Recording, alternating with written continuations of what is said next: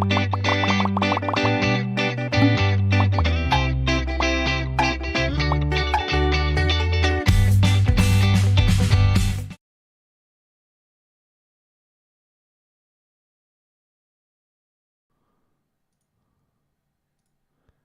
right, there it is. What'd you do? There it is. You know, it just every now and then it just forgets what mic I want to use. It just goes default, and which means I get to use no mics.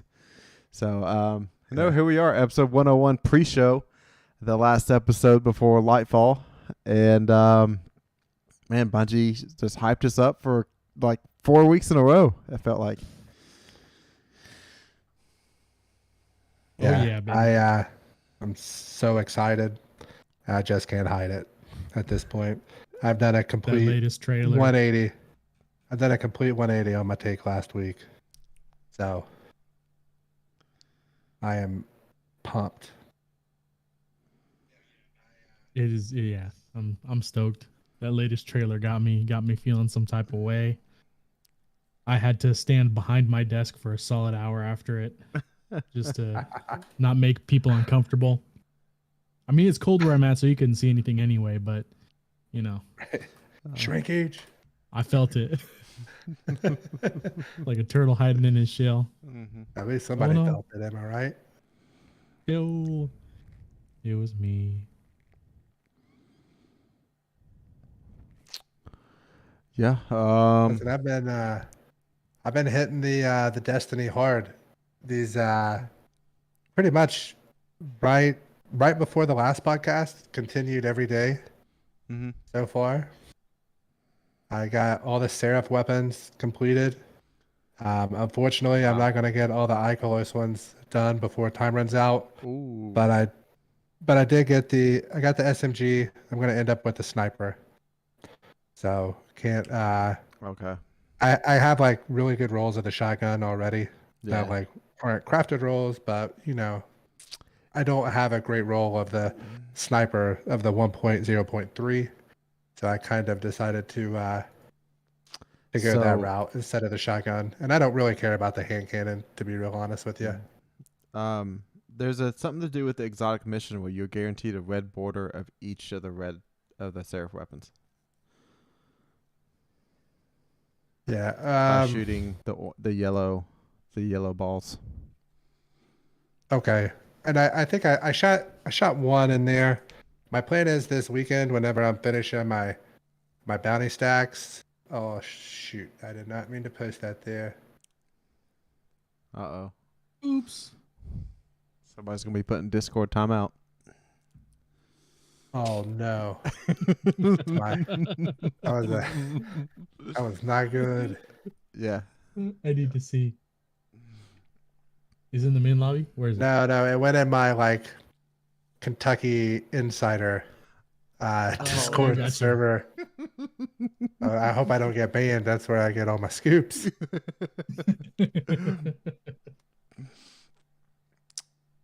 Yeah, home for Auburn on Saturday. What were you feeling on that?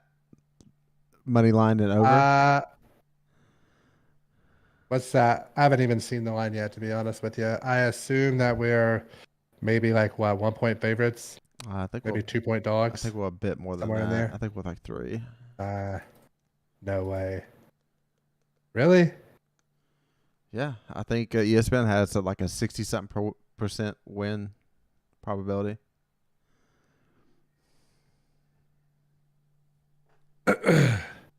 Well, the good news about this team is that every game we play is close. But the bad news about this team is that every game we play is close. Like, we don't blow anybody out. We should have beat Florida by about 25.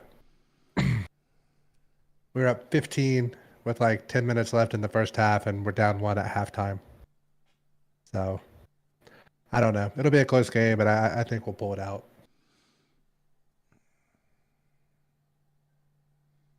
Pearls beat us really like the good at last that. 3 or 4 times we played. Yeah.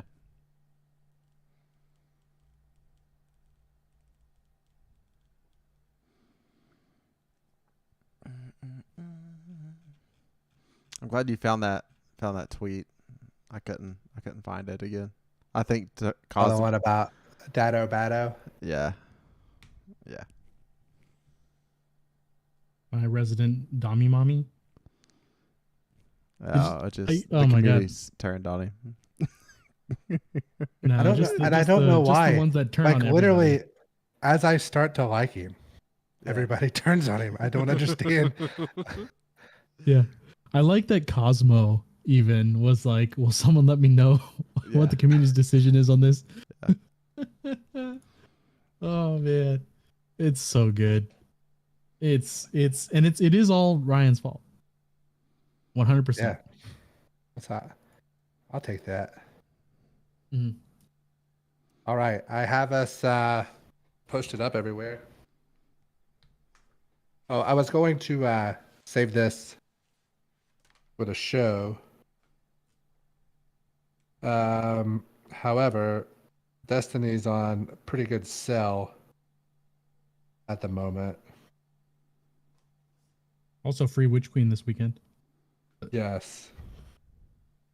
So my brother-in-law sent me a link. This us.gamesplanet.com. Not a sponsor, but like the Legacy Collection's $18. The Anniversary Pack is $9.50. Beyond Lights $9.40. Shadowkeep is $7. Witch Queen is $15. And they're all Steam codes. So if you're looking for those, check them out there.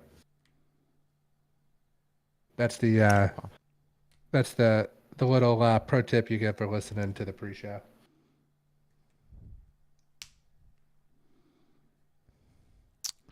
Jared, are you in the Zencaster? Oh, no, I didn't click into that. I'm here. I got squigglies. Correct microphone, and I'm in. And I see squigglies for you. All right. You guys ready to let the dogs out? Yep. I guess.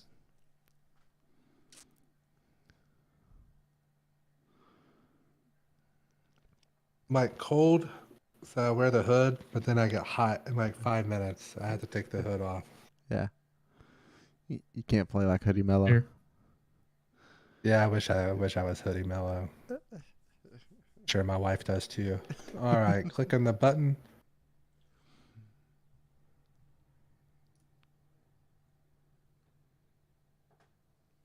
Eyes up, Guardians. We are live for episode 101 of the Gilded Conqueror's Corner podcast. Today is February 23rd, 2023. I am the Destiny bad boy, NotRyanFox, and I have returned with my fire team, who all of you CCBs know by now. Jared?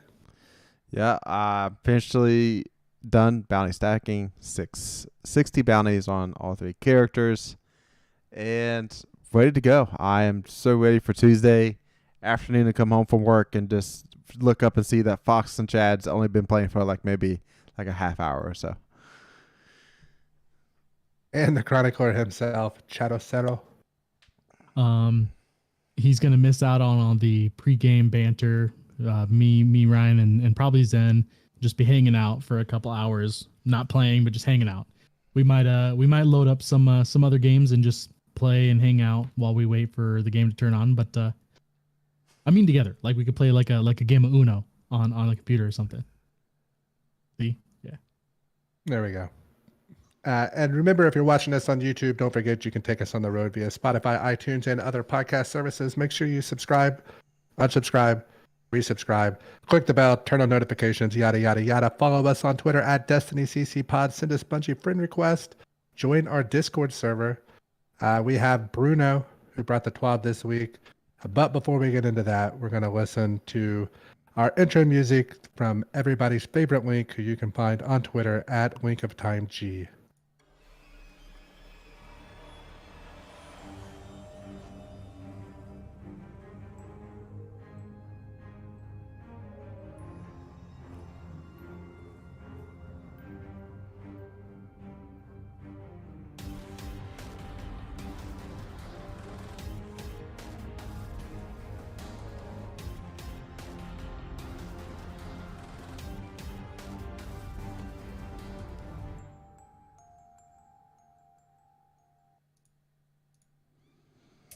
All right, everyone.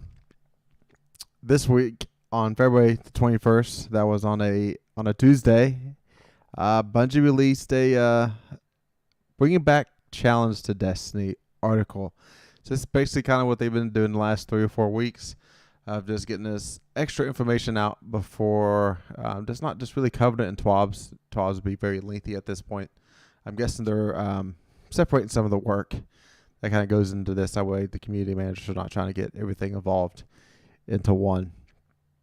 And, you know, if you've been listening to us for 100 plus episodes now, I mean, we told you how much easier this game has gotten, how much easier Grandmasters have gotten over the course of us playing together, and how it was really easy to survive. It's really easy to do a lot of damage, and it's just overall easier. So that's in like Grandmasters, and everything else got easier too. Like regular strikes is super easy. Nightfall used to like actually take a little bit of strategy. You're like, oh, who's got what mod for a champion, and you're basically blowing through most of it without breaking a sweat.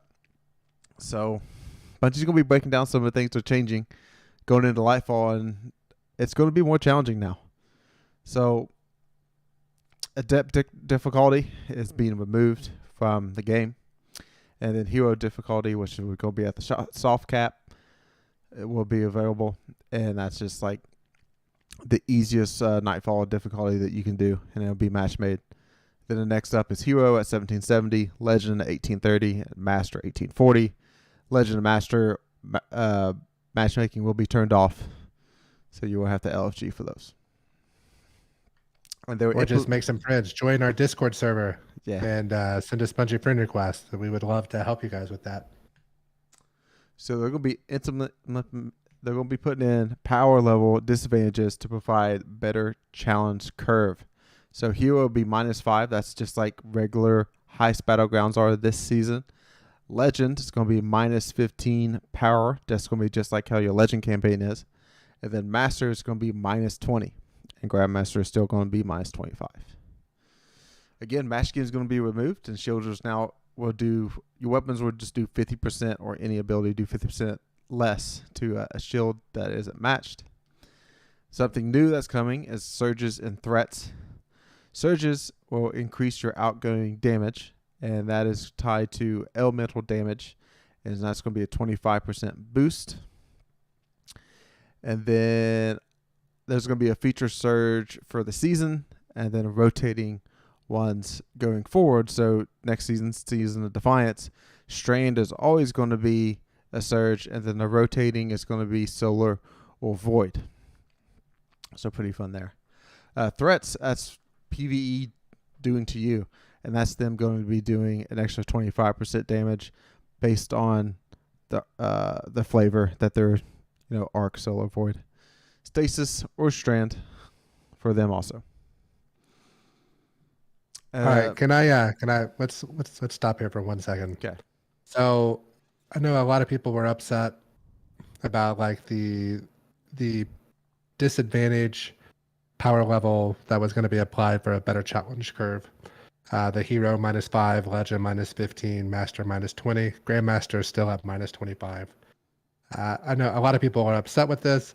I do think in like, I don't know, let's say 3 to 4 months once this is out, and I think that people are playing the more difficult content, they're going to realize they're going to be better players of the game and be more likely to get into the higher level content. Do you see, is that just a spin zone on my end, or do you think that that's something that people will see that as like, oh, I'm already doing -15 on legend, why don't I try the master? It's only -20. Do you think that is something that will happen, or do you think the LFG portion of it will still hold it back?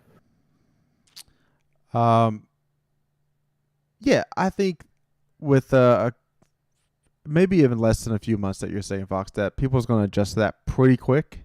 The ones that are actually play the game a lot, what's really going to be tough is for the people that casually play Destiny 2, that basically come into the start of the season, play pretty good for 4 or 6 weeks, and then take a break.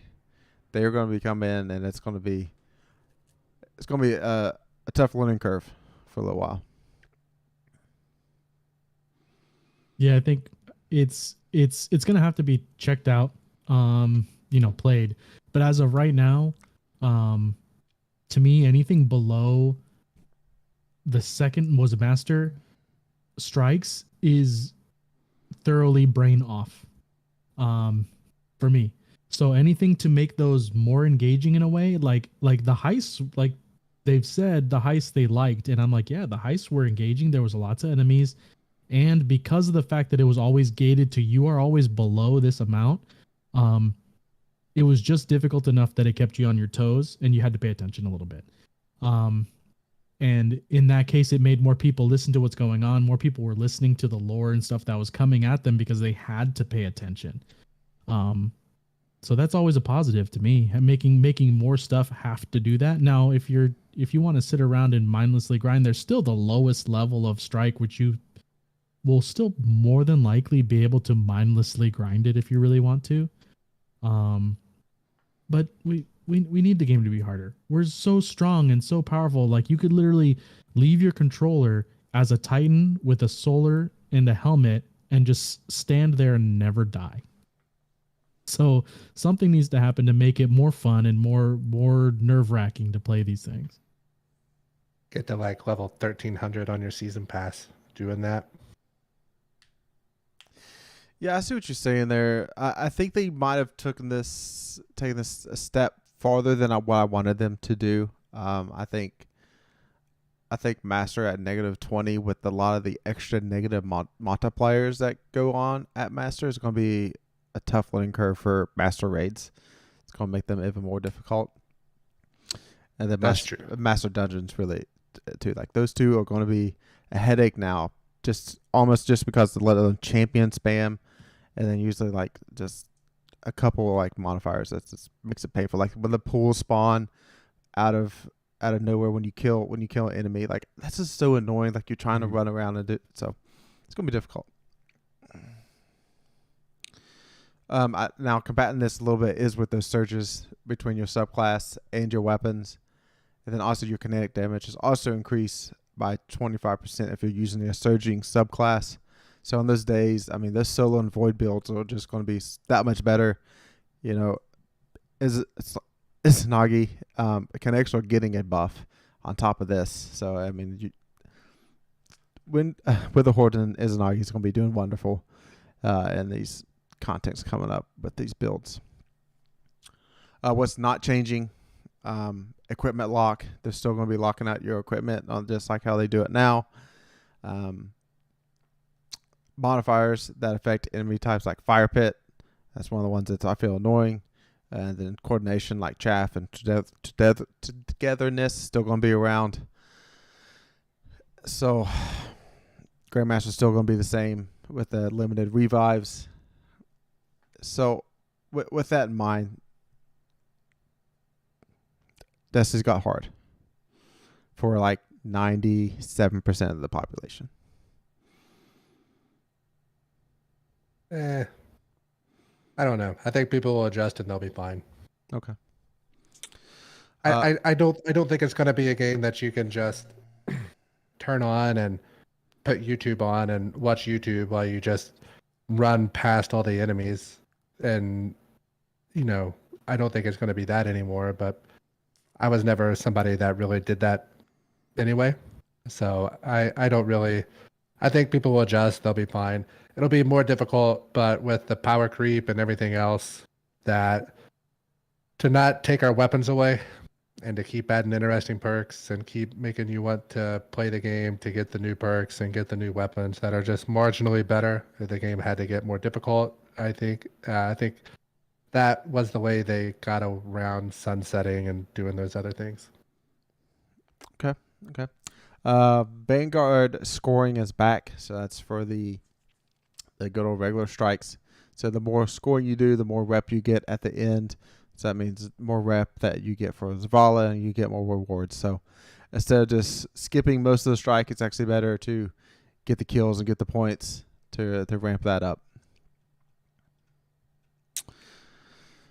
All right, as we mentioned, Master Raids, that is getting the same treatment as being a Master. Now, the normal mode raid and the normal mode dungeons are being untouched. Those are going to be exactly the same as they are now. So that's good. I do, I like that they kept that, because getting people together for a raid, sometimes getting 6 people on board can be rough anyways, than communication with the new raid. So I'm glad they're not starting those off with the even more difficult than what they usually are. Legendary Lost Sectors are also getting this same kind of changes done to them, and they are upping some of the rewards that you get from them in Nightfall. It's basically more prisms or more enhancement cores or higher chances at golf balls. Dares of Eternity, Wellspring, and Seasonal Battleground playlists. All of these are included in this change. So, that's in the TWAB. I thought that was in this one. Okay, so that's everything. What's changing with Destiny become challenging. So Chad, like, the Cowboys are on, me and Fox are offline. Like, is your choices changed? You think you're going to have more of a headache? Like, what's going on with your non-traditional fire team? Get some of this done. I don't know. I mean, again, we're gonna have to play it to see the changes. Like Jared said, I think it's we think it's scaled a little bit heavily, but again, until we play it, we don't really know for certain how it's gonna feel, including the fact that we will have Strand, and there's gonna be a lot more ad control going on that way. So I'm gonna have to play it to find out, and I will obviously. And then we'll have a good idea of whether it's too much to play with blueberries or if it's just difficult enough. I mean, I already don't trust them to pass a ball back and forth on a strike that we've had for 4 years.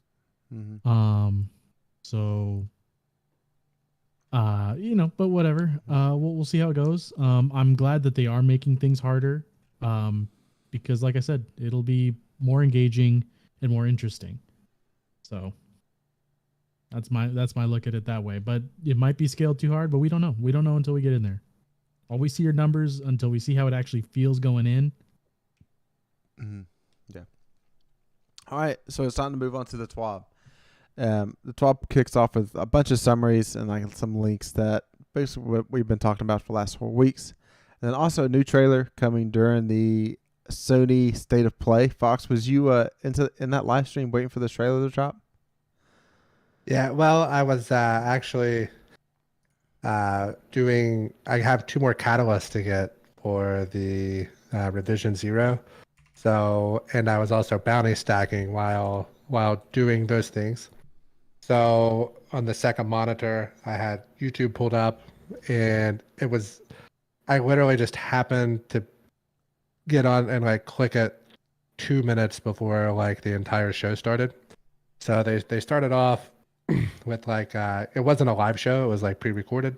Okay. So there were like 5 PSVR 2 games that they showed, and then it went straight to the Destiny portion. So I luckily happened to be in there, but it wasn't like it was something I was counting down. It was kind of just a good luck thing. Man, Chad, that trailer, what all did you catch? Like, I know there's a lot of snippets towards the end of the trailer that if you go break down frame by frame, it's really going to blow your mind, some of that stuff you see. There's so much stuff going on, man. I mean, the whole unraveling people, like you saw it with the ghost, but the guardian that was getting hit also was unraveling. The whole and all of these are spoilies kind of, but they're in the trailer. And if you're listening to this, I'm assuming you've watched it. The traveler beam, I'm thinking is like a terraforming beam, because if you look at it closely, when it hits something, that white tree with the red leaves grows from that pyramid that it's hitting it. Similar to the trailer where you saw a light, and then you saw the witness, and you saw the tree and the red leaves like growing towards him. That beam was what was doing that. So that was cool to see. Seeing the pyramids around the traveler kind of like giving off Ghost / Segura vibes was really neat. Seeing Amanda about to crash into something was very sad. But there are a lot of moments in there that I'm excited to see in game in non-trailer version, which is going to be, they're going to be 3-4 seconds longer than they were in the trailer. They obviously cut it off right before they give any kind of, like each individual snippet is so much shorter than it is in the actual game cutscene. So I'm ready to be there and see what's going on. But Hayes is saying that the beam reminded him of a servitor, and actually servitors were based off of the Traveler. So now that we see that the Traveler did that, maybe in Elixir saw the Traveler doing that kind of terraform beam on something, and then was like, well, our servitors need to do that too, because they're based off the Traveler. So I mean, I saw that too, and it was cool. But yeah, that's my guess. Yeah, Fox, I really think all that stuff we see in that trailer that people are like trying to avoid spoilers is going to be in the first like 5 to 7 minutes of the campaign. Like everything they show. Dude, I'm pretty sure the spoilers are for the next DLC, not the one for Tuesday, the one for like a year from now. There's some spoilers for like the seasonal stuff coming, but there was a huge spoilers for basically what this just Final, a general shape. Yeah, like a one paragraph like idea of what's going to happen and who the raid boss is going to be in that and everything else. So, and based upon what they weren't told, kind of gives some idea of what might happen in the next week or two. So, I don't know. Okay. Interesting. Grain of salt, though. You can find it. It's not hard to find. If you want to find it, you can find it. Not linking it, not doing nothing. So, yeah. Trailer-wise, Fox, I mean, that was one of the better Bungie trailers for a story. I thought the one Ronan, the part where he comes in and he's like, some of us only have one life, or some of us don't have infinite lives, and it looked like he might have been saying that to Osiris, maybe. So that could be a cool conversation, because everything that's happened with Osiris. So I think that those two characters might be similar, like in temperament and like personality, character wise. So I don't know. I thought it was good. I only watched it the one time, and then I had to do some work stuff and do dad stuff. So I haven't really got to analyze it or anything like that. But I will. But it looked a lot cooler than what they had shown previously, which was more of like, here's what the city looks like, and here's all the cool stuff that are not Guardian, like our surfer people do. And that's what they remind me of, is like Cali surfers. So no offense, Chad. I don't surf. Okay, so next up in the TWAB, we are going to be talking about some Crucible. And really, most of this is going to apply to not really us, because we're not really engaging in this part. But it's good to know. So in comp, if you are already Adept or Ascendant, when you do your placement games next season, will be able to place directly into Platinum. They're changing the way some modes and map weighting is going to be happening in comp. So Rift and Showdown, not a lot of people like it. Me personally, I think Showdown's the best comp game type. There's going to be occurring every about 33% of the time, and the other 67% is going to be survival. They are also upping the map rotation of JAV4, Endless Veil, and Ultra Flame, and completely getting rid of Destruction and Cathedral of Dusk. Those are those huge maps out of comp, so I mean they kind of just didn't play very well at all for 3v3. And they were introducing not swap modifier for comp and Trials of Osiris. So what this is, if you swap your exotic during the game, you will lose all ability energy. So there's a lot of exotics out there that buff your super. So a lot of people switch to that when it was time for your super, and that would no longer be the case. You will lose all energy. Just want to make sure everybody knows that if you're out trying to grind comp week 1. I know it was kind of cheesy to do. Run do the swap before. A lot of when I was real into like Destiny streamer, like Crucible players, they all swapped at super time. So all right, next up is actually some fun, and that is going to be the passive artifact. And Bungie come out and told us every single mod that's going to be in the artifact for next season. So in the artifact, we're going to be able to slot 12 mods, and we set it at any time we want. And whenever we unlock that mod, it's going to be basically on our Guardian. It's not going to take up an armor slot. It's going to be it's like it's passive. So if in the first column, I select anti-barrier sidearms, just freaking shoot me, right? I shouldn't play the game anymore if I slot that at all. So throw it out. So instead there's anti-barrier pulse rifles. So if I slot that, no matter what pulse rifle I use, it's going to be anti-barrier pulse rifle.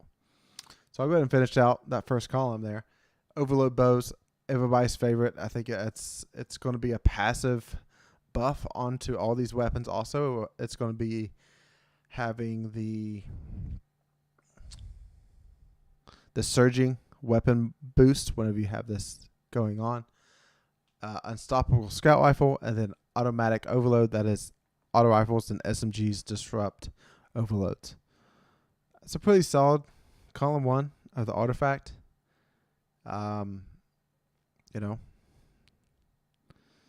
Pretty typical. At this point, they're not really doing anything new. Nothing, no energy weapons, right? Everything is primary weapon. You mean no specials? Yeah. No specials. Yeah. Sorry. Yeah, I'm stuck like 5 years ago. Yeah, no specials in column 1. There was a special in column 5, I think. Must have missed that one. Yeah. All right. Nothing really sticks out to me there overall, like positive or negatives besides sidearms, which I guess they're putting an exotic sidearm. That's going to be straying, so I'm going to try to get people to use it. All right, column 2. Authorized mods, Solar, Strand, Void, and Grenade. What this is going to be is it's going to drop all armor costs for a mod affecting one of those either Strand, Solar, or Void mod or Grenade mods. So that's 4 different mods that you'll be able to choose from on the artifact. The 5th one is Multi-Siphon mod, and this grants you access to armor mods in your helmet that combine the effects of Strand Siphon with Solar Siphon and Void Siphon. So that's like a 3-in-1 mod. So that's going to be pretty great to create a bunch of orbs, basically no matter what you're using, if you're using those 3 elements. So Chad, why don't you go ahead and take us through column 3? Oh, baby. So first one is Shatter Orbs. The first time you break a combatant's shield, you create an orb. If you break the shield with the matching damage type. So encouraging a match game, but it's easier to do it anyway. So just you're creating orbs for popping shields correctly. Defiant Armory greatly improves the benefits provided by Noble Deeds, Nanotech Tracer Rockets, Text-Bound Stock, and Ambush Origin traits. So we're seeing a new trait there. I think 2 Noble Deeds and Nanotech Tracer Rockets.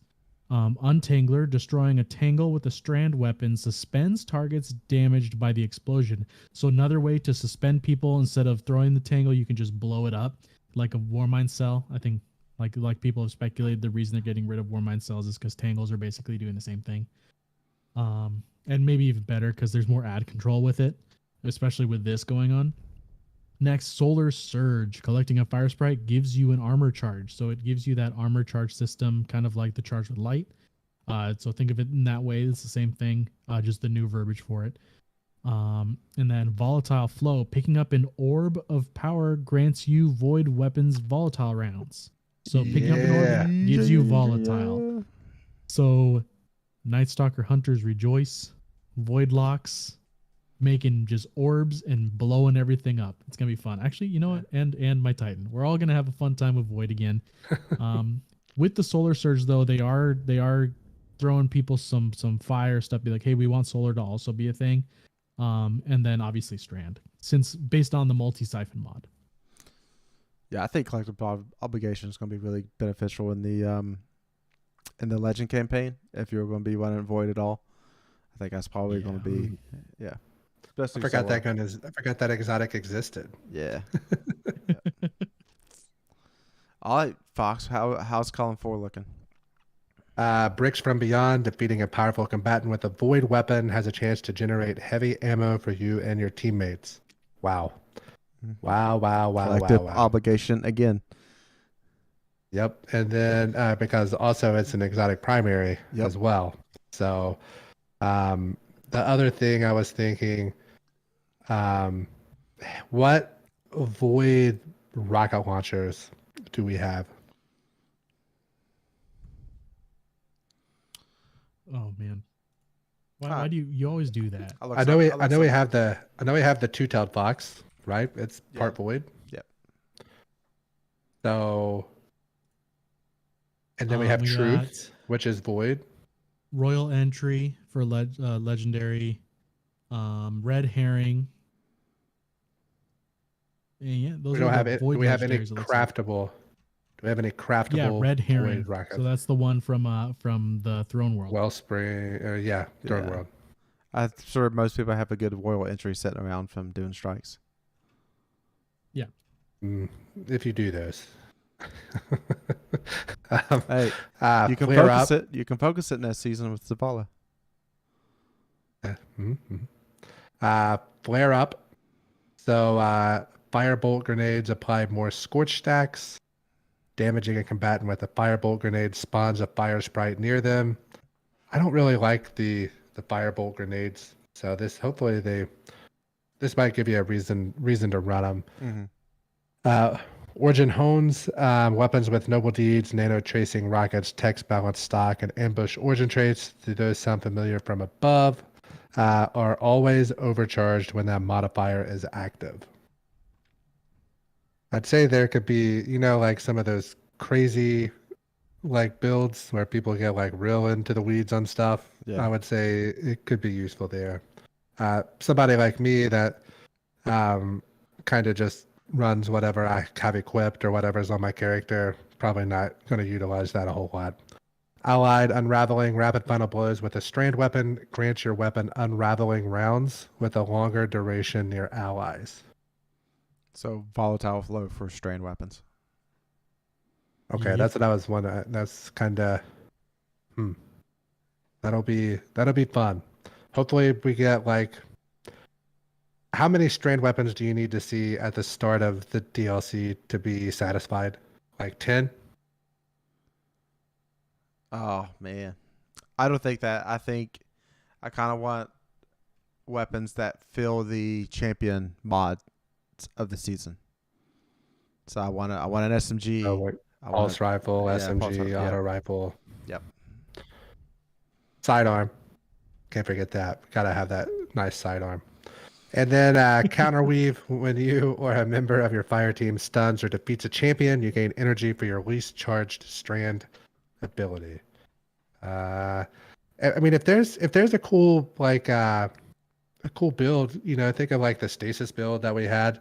That could have been handy because you remember these are passive, so you're not really having to like slot them into your armor. But it could be handy. Could be real handy at times. The more we're moving through this, more I'm realizing just a simple build that you take maybe 5 minutes to do, and all this content is still going to be super easy. Even at negative 15. Yeah, for sure. And you can switch. You can switch a lot easier. Mm-hmm. So, hopefully, whenever you make a build, like all of your, like your subclass stuff, hopefully all those kind of switch around too, and your mods that you have slotted all, like hopefully it works like we want it to. True. And there's not limitations. As like having to go in and change your aspects and your fragments and swap mods around, that could get real old. I think the annoying part is going to be swapping out, well, resetting your artifact if you have like flipping between a couple builds that's centering around it. But it's free, so at least you don't have to pay for it, with Glimmer. And it's better than what we have now. True. So baby steps. All right, column 5. Stranded Reach. Destroying a tangle with a strand weapon creates a larger, more damaging explosion. Rain of Firebolts. When you have a firebolt grenade equipped, you gain a second grenade charge. That's pretty great. You're going to pair that up with Flare Up. They're trying to move their Warlocks off of fusion nades, I think, but I think it's going to take a lot more than that to move them on. Yeah, it is. Void Weapon Channeling. You gain temporary bonus to void weapon damage after you defeat a target with a void weapon, while at least one of your void abilities is fully charged. This damage bonus increase based on the number of fully charged void abilities you have. So, again, collective obligation. I'll keep saying it probably two more times this podcast. It's going to be really great going through Legendary Campaign. All right, Medieval Champion. Glaives you wield fire a powerful explosive payload that stuns unshielded combatants. This is strong against unstoppable champions. Additionally, glaives are always overcharged when the modifier is active. Landing consecutive hits with a sword disrupts combatants, stunning them, delaying their ability regeneration, and lowering their combatant damage output. Strong against overload champs. Additionally, swords are always overcharged when that modifier is active. So this is your special and power weapon, Fox, that can deal with champions. Running up on all those champions to stun them in Grandmasters with the glaive and the sword. Really taking this up close. Mm-hmm. Man, I tell you that some of the stuff with that Judgment of Kelgaroth or whatever, however that's pronounced, looks like it could be pretty nasty. Yeah. So. And finally, we have Prismatic Transfer.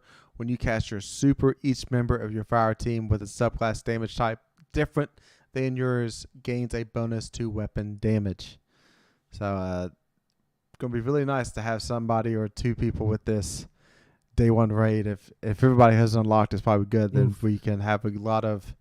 We have the colors of the rainbow going on in the fire team. You gotta figure Warlock's probably going to be on a well. I don't know who else will be running a solar. It looks like Void's going to be pretty sick for everybody. So, that might be something your Warlocks really want to focus on getting, I would think. Yeah. I imagine this stacks with, this usually stacks with Well Radiant because it's a different kind of buff. Yeah. Not so much the stacking, just that since fewer subclasses are likely to be on solar, if I were to cast it as a well lock, then it's going to affect the other 5. I saw that immediately, got excited for it. Just thinking about we're going to, at least Jared and I are going to have to try really hard to get there. At least 2 people with this. Yeah, you guys have no faith in me anymore. We got 10 days to get through this. I think it's going to happen. I think everybody should be able to have that unlocked, but we'll see. All right. So that does it for Artifact. Overall, I'm pretty pleased with Artifact. I'm really excited to do the new builds that you get to set up and then stack on top of your builds with this Artifact. That brings us to new ways. They're all passive. Yeah.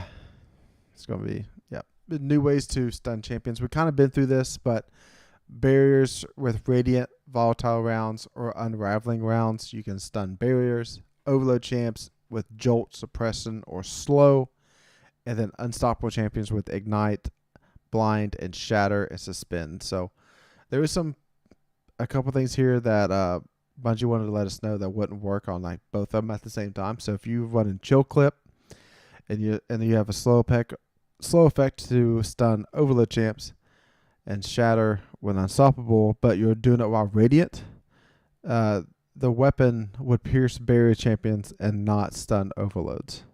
So the the buff added to you takes the place of Chill Clip in that situation. Legend campaigns up next. Bungie's basically leveling out some of the. You all did it last year about how when you have a fire team of 3, how it's up the damage to take out anything, and then also you take so much more damage and you have limited revives. They're bringing that extra damage down a little bit, leveling out a little bit more to feel more like how it is when you play solo. Because that's what I enjoyed the most, was playing it solo. Yeah, I was trying to figure out a way to break the news to Ryan that I wanted to try it solo, but I might not be able to. That would have not went over well. See, just letting you know. I'm trying to it would figure not have out went how over to well. do it. We've done this. We've done this too many. We're too many years in at this point for you to be doing that. You actually still hurt my feelings saying it just now. I apologize for even thinking about it. Okay. People don't forget. That is it for the news this week from Bungie. So overall, very positive. Of course, they're going to end with a couple heaters to bring us into Lightfall. I'm not assuming we get any other information, right? Until there's no more trailers going to drop an hour before the game releases on Tuesday, the 28th. I don't think. I think the only other thing we would have got if this would have been 10 years ago, we would have got the legendary edition war would have kind of filled this spot.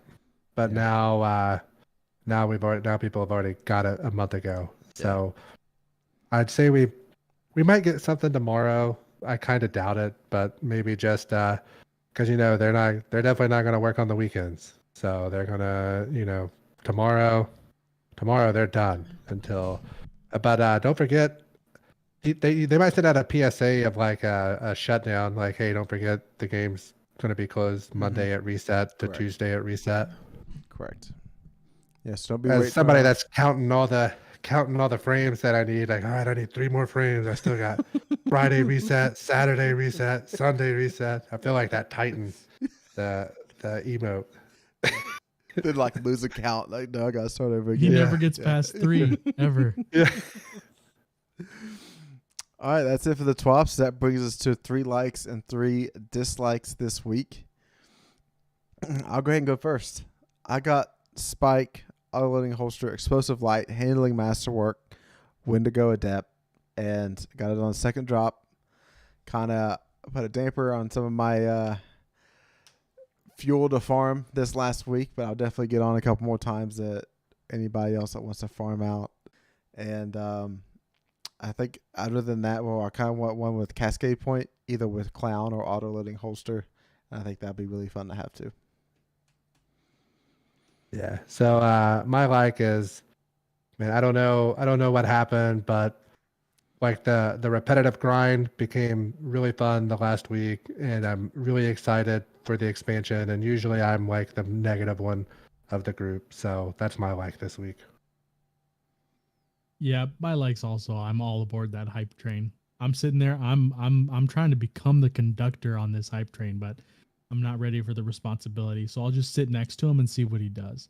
But that trailer, dude, with the Traveler actually doing stuff, and oh man, it's gonna be spicy, and I'm excited to just have some fun with new stuff.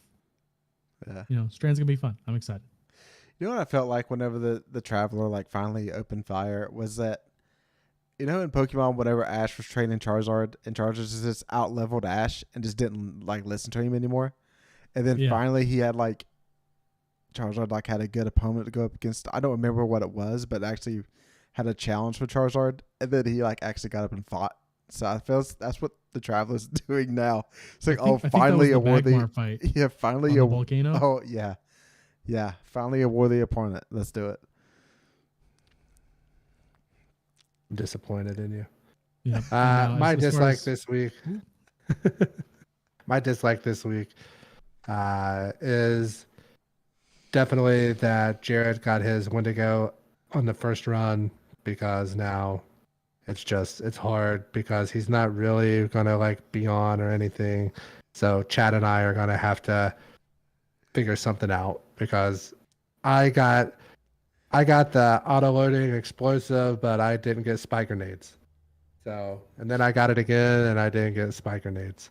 So I'm kind of, a little bummed. I don't think it's really going to matter. I think it just matters because there's nothing else to do because I think it's going to be rocket sniper. But we'll see how it goes.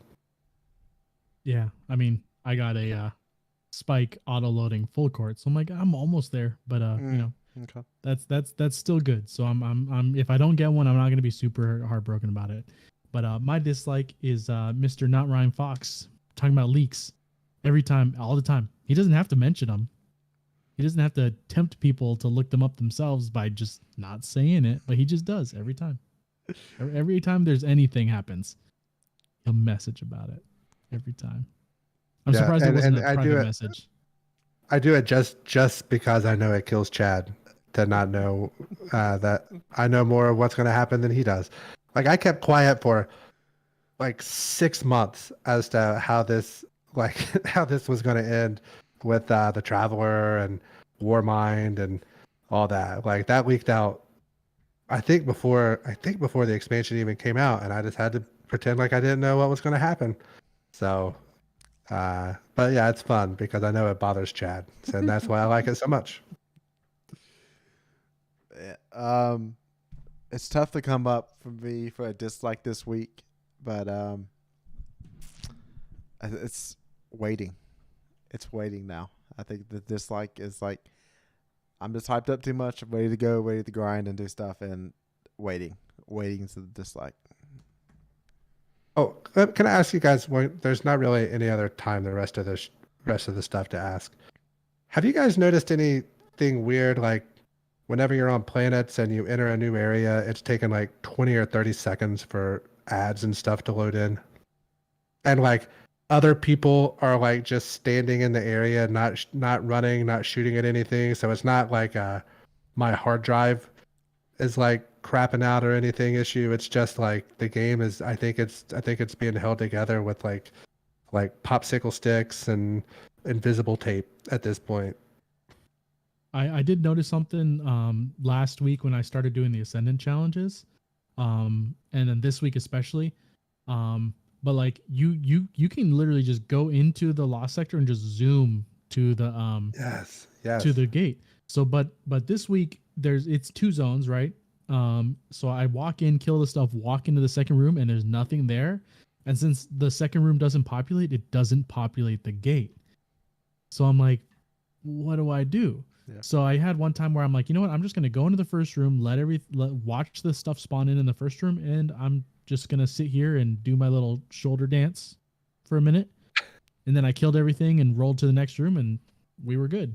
But I was like, what the heck? That was weird. And then I did on my next character, same thing. Same thing happened. I killed things too fast, walked in the next room, nothing spawned.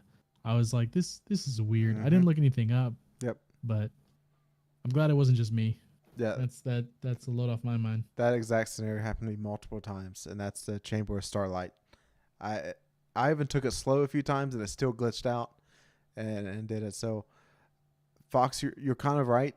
I think they're limping to the finish line here before the hour of downtime. Like they need it. They need that hour, and there's like so much stuff they're going to do, and like they're just trying to get there. Yeah, I hope so. Hopefully, I wish they would get rid of some of these planets that we never go to. Like, let's crank the Dreaming City out of here. Let's get Nessus out of here. Nessus is number one. If I'm gonna get rid of a place, listen, but this is spoiler free. I swear to God, there has to be a reason that Nessus is still around, or it would be gone. I don't know what that reason is. I haven't seen any spoiler or story implications or anything that mentions anything to do with Nessus or failsafe or anything like that. But there is a reason that it's still here. It's because they put proving grounds on it. That's why. That's the only reason. Yeah. I hope Proving not. Grounds and then the Battleground, which is in the Strike playlist, both of them. So, yay. Because Nessus is big. It's a big old planet. Mm-hmm.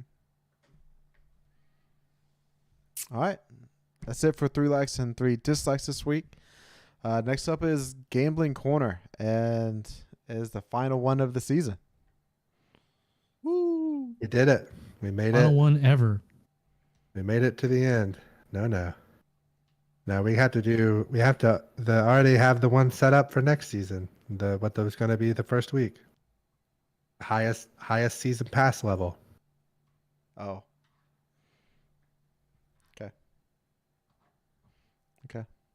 Okay.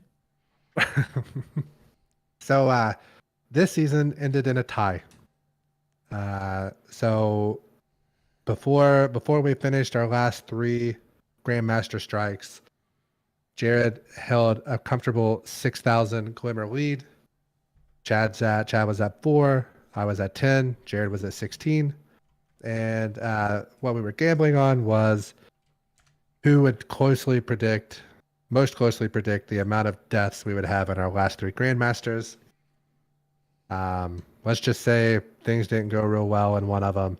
So I had guessed 21. I won pretty handedly with that. So that brought us a tie. Jared at 14, myself at 14, and Chad at 2, which means Chad was real close to having to buy back in. So hopefully that happens soon. But starting next week, we're all going to start off at a 10K glimmer level. And the bet for next week is going to be highest season pass level. Let's say as of like 9 o'clock Thursday, like before we start recording. Mm-hmm. So you guys aren't on there fighting it out for the last level or 2 while we're trying to get everything rolling. So as of 9 o'clock. And we'll all throw 2,000 in as an ante. That's kind of been the magic number. I fully expect to lose this, but be interesting. Oh. Wait, we all like betting on ourselves? Yeah. I'm going to lose. I'm going to lose too. I'm not taking off work. You guys are taking off work. Yeah, but you got to remember Tuesday we're only going to be able to play half hour before you get home. Like remember? You guys are still off on Wednesday and Thursday. We still have the whole Wednesday, yeah. How do we handicap Chad? You come up with a way to handicap Chad. No, both of you are off. Both of you off work all week. I think I only have to put in 1,000. You guys still put in 2. I'm fine with that. I'm okay with that. You all right with that? Okay. Yeah. All right. That sounds good. Even though you'll still finish higher than me. No. Somehow it'll be amazing. I love to watch it. Oh, wait, we can't buy the 10 levels, or we disclose if you do, because you can buy the 10 levels in season pass. Yeah. Okay. I'm not buying them because they don't count. They don't count towards your. Yeah. Now, if they counted towards like my power level or whatever, I would buy them every time. But I bought them once. They got me once. They had me in the first half. Not gonna lie. I had to put it out there. So, Mr. Big money over here, Silver Boy. I had to just put it out there. No. I've got 500 silver is all I have going into the expansion. So, all right. I think that takes us to the war segment. Mm-hmm. Yeah, it does, and we're going back into the Elsie Bray book. Going into the next chapter, she is working with the fish. So we get to figure out exactly what the fish does because Elsie's still trying to figure it out. But how did I learn stasis? Elsie cupped her curious pet. It blinked erratically, 1 eye, then 3, then 2. The fish wanted to help, even if it didn't understand the what or how of it. Elsie tried to conjure up the feelings behind her earlier vision. The desperation and fear, loathing in the moments before killing her own sister. They brought her secrets and shames and timelines best left forgotten. But no closer to stasis. Puka slithered under her chin, clicking and cooing. You were trained for this kind of work, weren't you? Some kind of field therapist? trained you to soothe, maybe work with exposure therapy. She stroked absentmindedly at Puka's smooth body, losing herself in possibilities the way she hadn't let herself since the European think tank. Plunging people into their nightmares again and again must be nightmare. I was a fool to ever place my trust in you, Eris. The nightmare of Ariana 3 bellows. You watched the hive unmake us one by one, and then you bowed to their god to save your own flesh. Indecision grips Eris Morn as her doubts overwhelm her, so I dig deep and focus. The bitter alkaloid sensation creeps up my throat. I call out my stasis and drive it across the battlefield, entombing the haunting vision. Her detractor paralyzed. Eris turns back to me with a shred of control. It seems I am not the only one carrying secrets. We'll discuss it later, I promise. First, we need to get out of... Elsie jerked back to the present. The memory of bitter, inorganic salts lingered in the back of her mouth. Puka shivered against her chest, but she probed at the creature again, losing herself in the sensation. Her companion pressed the shape of her lingering flavor into her heart in a rush to fill the indentation. Alkaloid. I let the sensation fade and noticed the acerbic tightness in my chest fade as well. Now you try. Eris breathes, then draws out a fragment of stasis from the shard. With a gesture, she redirects the energy outward and a thin spire of crystal erupts from the lunar regolith. Quick study, I comment. It is not so dissimilar to how I control the hive magics. This stasis of yours is less refined, but considerably more... She pauses to think. Overt. Elsie tried to probe the memory of sensation again, but Puka dozed quietly. She let herself nap there against the deck with Puka and let her memories open to her own accord. She dreamed of blue light falling like rain and tearing the last city to flinders. Tickling the sleeping dragon's tail, bygone scientists had called it, Elsie planned to delicately probe the apocalyptic edges and prayed they wouldn't awaken it. Alkaloid. For just a moment, it all threatens to run away with me, but I choke back the tears and bury them deep without the cloud of emotions blipping sideways from St. Fortune's grenade is second nature.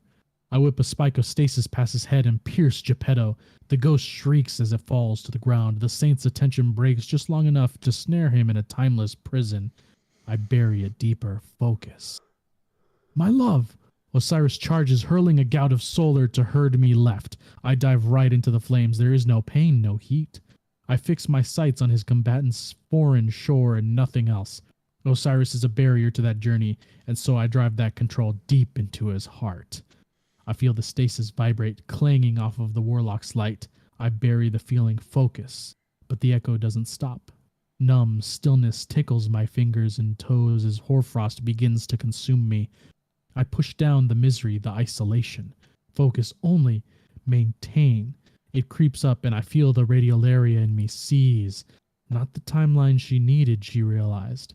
Elsie shook off the memory of an infinitely long and short decade spent in that icy prison. She found her feet and grounded herself in the thrum of engines before turning once more to her strange companion. She remembered licking her lips long enough when she had them and called the memory back, along with the acerbic taste of stasis. Alkaloid. I put another round through the motionless hydra. It shatters like glass. I know this, I muttered, picking up a broken spike and watching it sublimate into ether. I've no doubt, Osiris responds, his rhyme-caked hands crackle and pop. I saw glimpses of you wielding this power during my time in the Infinite Forest. It is what drove me to seek it out here after Oryx corrupted Sagira. It proved a simple skill, he continues as the pyramid slides and shifts to create a hallway. I'm already well practiced in manifesting my will no matter the obstacles. The emotional thread unraveled in a storm of dry lecture, and the link dissolved. With barely a moment to steady herself, Elsie plunged into the acerbic sensation again. Alkaloid. This is a power that has made its home in your heart before. Aramis strokes my cheek, and I can feel the chill through insensate steel and ceramic. You must open yourself to it, lure it with your honeyed words, and once it is within your grasp, coil around and crush its will with your own. I thrust my hands against the crux again and push aside the pain. There is no whine or crack of metal shearing in absolute zero. There is only what needs doing. Puka broke the link as Elsie began screaming. It took another hour of listening to the ship around her, losing herself in here and now before she could try again. Alkaloid. My first bolt of stasis halts the Taken midway through its charge. Excellent, Mara comments. You know this dance like you were born to it, again. She parts her hands and calls 3 more Taken servants to the fight. My mind rushes to the crux one more and I fill my every sense with it, shutting out the taste, smell, feel, sound of the real world in favor of what I need, the crux. Elsie felt the nightmare manifest long before she saw it. The European pyramid pressed shapes into the heart the same way Puka could, but the molds it cast were deeper and more urgent. The worst parts of her soul rushed to fill the hollow. Still not tired of this, Elizabeth? Red mist congealed into Anna's form. The wound in her ethereal chest dripped and smoldered. You are not real. All that mattered was the crux. Elsie's visions had revealed the how. All she needed now was enough substance in her present time to flesh out that buried muscle memory. I'm more real than the carbon copy sister you think you'll save this time. The nightmare's wound snaked up to manifest a fractured skull. How many dead Annas am I made from? 10? 12? Are we counting all the ones, or just you killed personally? Breaking the nightmare's bond was easier than it should have been. The pyramid's gift for constructing this revenant was a grand imitation of Puka's gift. Elsie felt like any link to her sister, even her own self-loathing wearing on Anastasia's mask, should have been harder to unravel. The nightmare dissolved back into warm mist. She took a moment to feel Puka shiver beneath her cloak, appreciating the tactile feeling. It's okay, she comforted. The pyramid slid doors and realigned hallways, trying to keep her from its beating heart. It knew she was here too early this time. She'd walked these halls time and time again to pull stasis from the crux like an Excalibur of prison hell. But always someone else found it first. Always. They taught her the secret she already knew. Always. They fell to the seductive whispers on the other side, and she stood as the lone soul uncorrupted by the exposure. Or at least, she was the only one who recalled feeling guilt for allowing it. Puka led the way. It could sniff out the stagnant pools of darkness as easily as it could root out Elsie's buried emotions. Trauma smelled the same way, whether it was a heart or hanging in the air, Elsie supposed. Dream logic and half-forgotten memories made for a passable map in Elsie's mind, and despite the structure's efforts, she found her way to the pyramid's heart and the empty plinth where the crux should have stood, finally ahead of the game, and still too late. Shock had taken hold of Elsie, wasn't sure how long she'd spent staring into the shadows. The gentle sound of tapping, like steel rapping against stone, guided her back to reality. When awareness finally crept from subconscious to a conscious mind, she turned to watch Puka shove and roll an iron scrap across the floor. Is there anything you won't make into a toy, Puka? But Elsie felt the shadows grow long as she walked over to investigate. The scrap glistened wrong in her flashlight's beam, and as she bent down close, the iron, no, not iron, something not quite metal, was cold in a way no physical object should be. The crux was broken, or maybe was never whole in the first place, in a way that solid matter should be. The shard that remained held darkness, just a fraction, but to someone who had spent dozen hazy lifetimes mastering how to use darkness, it was an oasis in the endless expanse of light. She reached her will into the shard, and part of her reflexively shuddered, awaiting a pain that never struck, or a sound that was never heard. She pushed back against her mental recoil and touched the deeply familiar cold. It tickled and clawed and begged something intangible from her. But Elsie closed her mind to everything except her true purpose. In her heart of hearts, the wall of blue-tinged facets was already there. It only took concentration to make it reality. Focus. Control. The will of the Bray is the true fundamental force in the world, grandfather intones, pulling me upright. My twisted ankle screams, but I can stay silent. I can be a Bray. Now walk. Her foot caught in place. A gleaming layer of stasis swallowed her heel, her foot, her leg. She couldn't lose control, focus. It spread up across her torso, consumed her shoulders, not coldness or numbness, just emptiness. Puka sat on her immobile hand, gazing at her and blinking erratically. Elsie was in control. A Bray alone could master this. The stasis swallowed her head. The moment stretched out forever. Too tight. Tight. Oh, daughter, Mom squeezes me tight. You can't make them love you, inshallah. You have to let go. The horror consumed her as easily as the stasis. She felt like a frightened child cast loose to the wind alone. Every assertion of control met by a temper tantrum in the face of a hurricane. Inshallah. She half remembered her mother's words and let go. The crystalline prison shattered. Elsie sat in the dim silence for she knew not how long. Puka wrapped itself around a mechanical arm and purred, but Elsie couldn't find the will to nuzzle back. Instead, she carefully wrapped the shard in her hood and tucked it securely into her pack. Words hadn't saved her or her mother's faith. It was then that she realized stasis thrived off her need for rigid order, to fit foregone conclusions and scientific principles into the messy abstract of creation. And when she lost herself to purpose, stasis happily consumed all she was. Only that briefest admission that the universe was outside her influence, surrender, broke her bonds. Stasis wasn't the sum total of darkness, any more than arc was light. It was an aspect, a shape and tool. Every sword was made from iron, but not all iron was swords. Stasis was a tool forged by control and focus, and to her shame, she couldn't imagine what else could spring forth if any other force in the cosmos drove her forward like that singular need for control. What other abilities, what shapes and tools could be forged by deference or compassion? What could she have done, she realized in dawning horror, if she loved and relied on Anna beyond the way she needed to control Anna? Dread crawled up her spine, but she knew what she needed, allies beyond her control, allies who were versed in darkness as well as light, who could take her secrets of stasis to the light-bearers at large, teach 100 or 1,000 souls to forge iron into a sword, and just maybe one will figure out a way to make a plowshare too. She'd never tried it before. It was something new. And perhaps Anna needed to know there was a place for her saved on Elsie's ship. So before we go on to the final poem from Rasputin, which I said we were going to do, like I said, this all obviously happened right before Beyond Light. All of this is her when she discovered Puka, is figuring out what's going on and figured out how to wield stasis, and she finally got it. And now she's going to teach Eris, and then move on to teaching us, the Guardian, and obviously whichever other Guardian wants to wield it. But that's definitely a good to see, like a backstory kind of more explained now going into the future. And you guys have any thoughts before I move on to the next thing? Yeah, I think they kind of just covered up what they wanted to show in Beyond Light that they didn't have time to do. Yeah, that's definitely, they definitely added it in here as a thing that they should have added, but it's good to have that backstory now anyway. So moving on to the final chapter of Persona.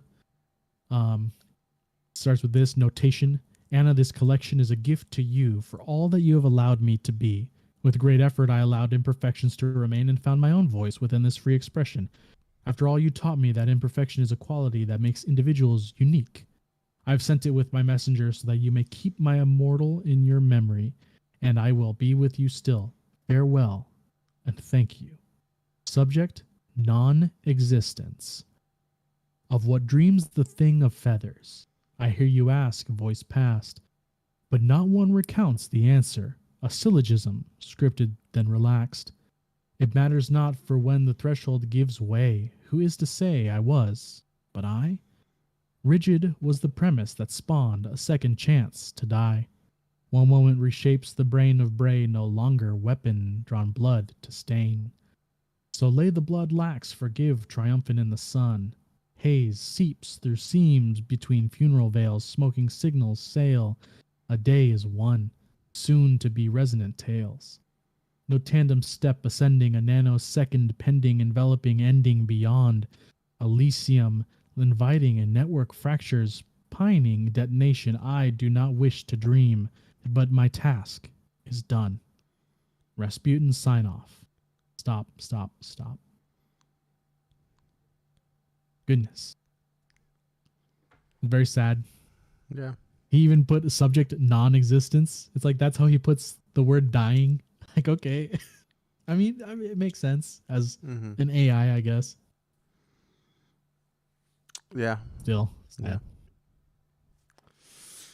How So- do you kill that which has no life? With a gun. Oh, It's a South Park reference. yeah, I know it Make was a love, reference. not It's just- Warcraft.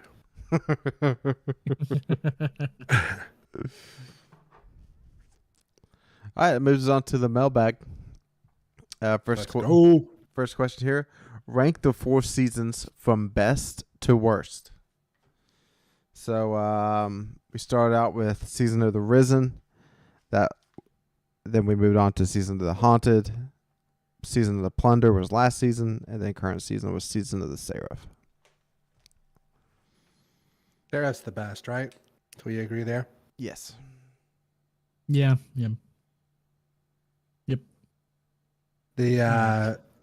The Reaper, whatever the one that is, Haunted. that's the worst one, right? I mean, we got Duality. We did get Duality, and you got the Leviathan back, which was cool for at least it was cool at least to Ryan for the first week Yeah, that is true. because he did Really like the fun for a Leviathan a week. lot. So Yeah. he was like, "This is awesome," and then yeah, Yeah. I thought Risen was the worst. Because like But Plunder would be the second.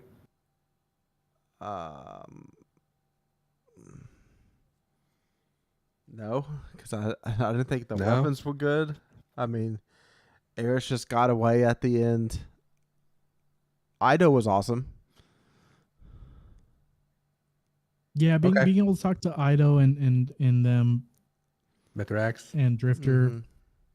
Drifter. it kind of saved Plunder for me because I'm not a big pirate guy, but it still wasn't great. The So season was only really saved because of Oryx. Even then, yeah. So I would go Haunted too then. I was If you thinking guys- I would if you do guys Haunted agree- too. Yeah. Okay.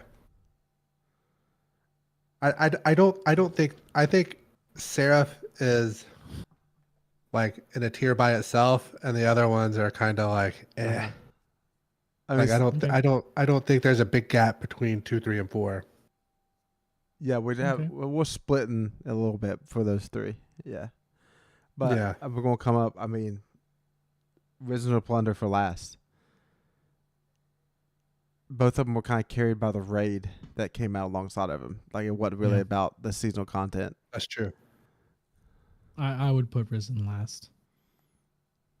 Okay. The only It was- thing is like, if you're not a raid or dungeon player, as far as like just seasonal activities, Yeah. I feel the like catch crass. Catchcraft and the hideouts was cooler than the containments and the sever missions. Okay. But you did get a dungeon, so like that's kind of like a automatic bump.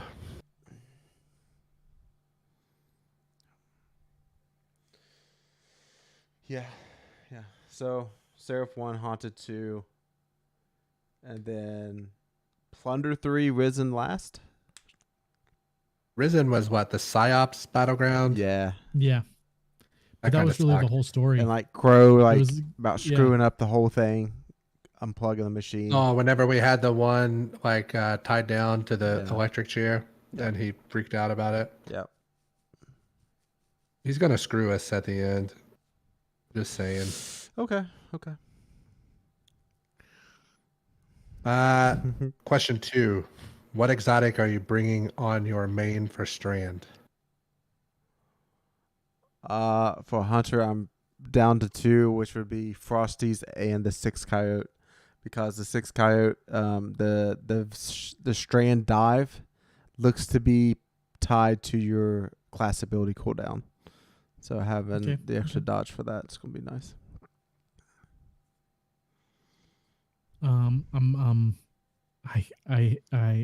I had a long hard look at that question.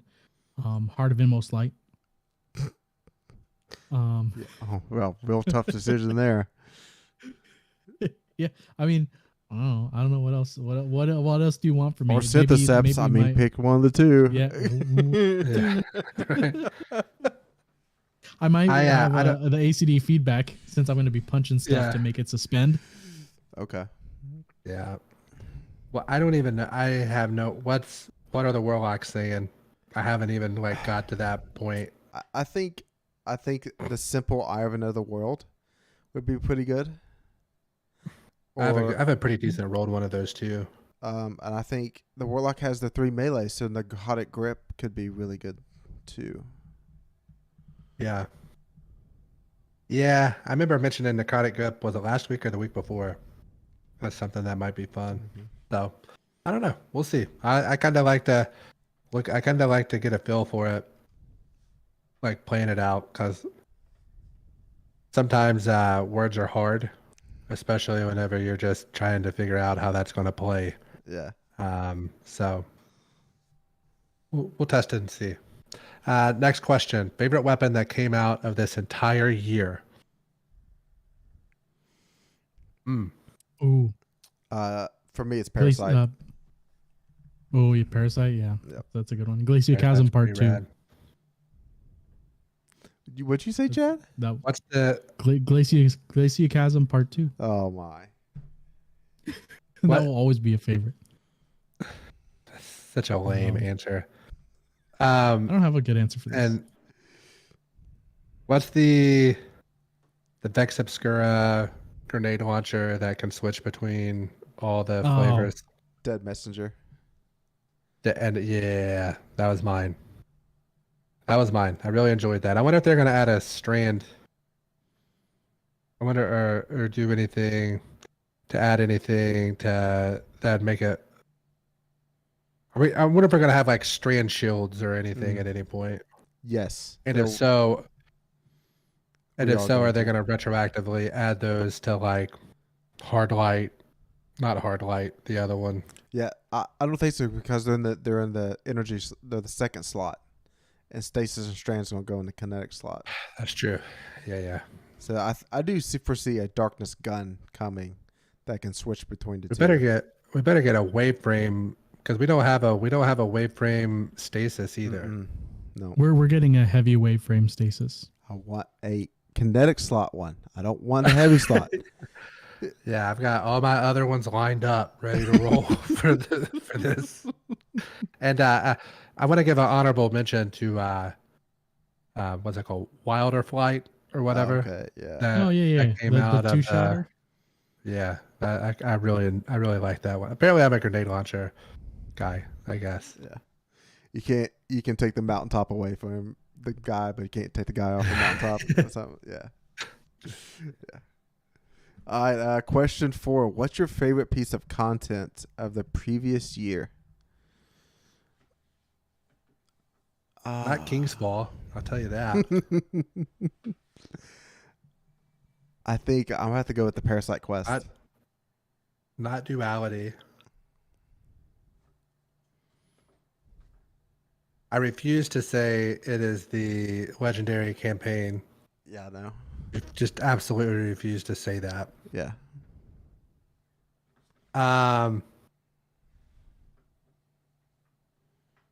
Probably.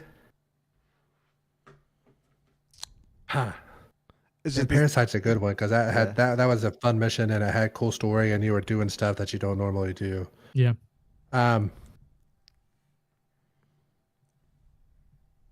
don't know. Chad, go ahead. Let me think. I'm so heavily biased. Like Spire or the Sarah Station mission. Excellent. Just great. Dude, that Seraph Station mission sucks. That I- is I- not I fun enjoy at it. all. How many times have you ran it since you got the catalyst done? Has I got the catalyst done? None. Okay, thank you. How many times have I ran Spire since I got the cowboy hat? None. How many times have I ran? because I've never gotten Once you hacked. get what you want out of it, like yeah. I really like Spire, but I thought the final boss. I did not like that final boss fight. Mm-hmm. Yeah. What was the? I really can't believe I'm going to say this because it drove me insane. only because of drop rates. But I really like that Wellspring. As far as like a seasonal or Oh, like a oh. That was group the activity, worst. like the Okay. attack and defend, and Mhm. I kind of like that. Okay. So I'm either going to choose that or I'm going to choose the heist battlegrounds, because those haven't been miserable to run like the 700 times I've ran them here in the past 2 weeks. All right, last question. Any advice for the next few days to prepare for Lightfall? Stack up a few bounties of whatever you're going to go play. And if so, Gambit, Vanguard, and Crucible, all three have extra rep this week. So if you prefer one of those, I would grind one of those. My advice, you're probably too late to get any. If you have like one or like a pattern that you need one or two more for any of the big weapons, like which you can easily find on YouTube, I would focus on that. I'd get bounties, and then I would clear your vault. Get a good vault cleanse. Have stuff ready. That way, whenever you're going to change weapons around, you're not sitting at 599 out of 600 and going through all that. Like somebody I know personally. Yeah, definitely check vault. Do if you want to stack bounties, go ahead, stack bounties. Get ready to do some reading with all the mod changes that are going to be happening if you don't know the mods, because I know lots of people that don't do any build crafting, but the way that it looks like it's going to be done as ease of use, the better you know those mods, the easier it's going to be for you to just click and just make a loadout and save it and then have it ready to go, or find some YouTubers that have some good videos.